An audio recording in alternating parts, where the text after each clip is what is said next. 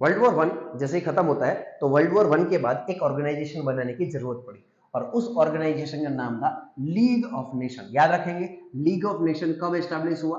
World war one के बाद।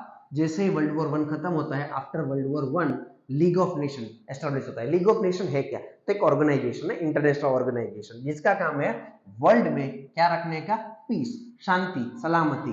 और उस टाइम पे जरूरत पड़ी एक इंटरनेशनल ऑर्गेनाइजेशन की, लोगों को ऐसा फेल्ट हुआ। और उस टाइम पे सबसे ज्यादा इंपॉर्टेंट रोल अगर किसी का रहा था तो वो अमेरिका के प्रेसिडेंट थे, जिनका नाम था वुड्रो विल्सन। क्या नाम था?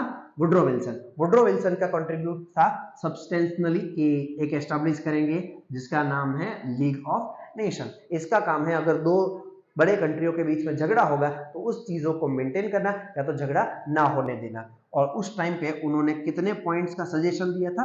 14 पॉइंट सजेस्ट किए थे। इसमें लीग ऑफ नेशन एस्टैब्लिश करने के पीछे। और ये लीग ऑफ नेशन जो है वो 14 पॉइंट प्रेजेंट हुए थे ड्यूरिंग पेरिस में एक पीस प्रोसेस हुई थी, एक मीटिंग हुई थी। कहां पे? पेरिस के अंदर। और उसका नाम है पीस प्रोसेस। और वो कब हुई थी?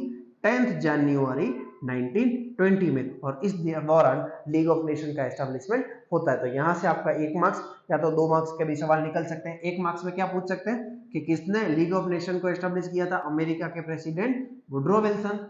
कब किया था? तो 10 जनवरी 1920। कौन सी प्रोसेस में? पेरिस की पीस प्रोसेस में। कितने पॉइंट का डिस्कशन हुआ था? 14 पॉइंट का डिस्कशन हुआ था।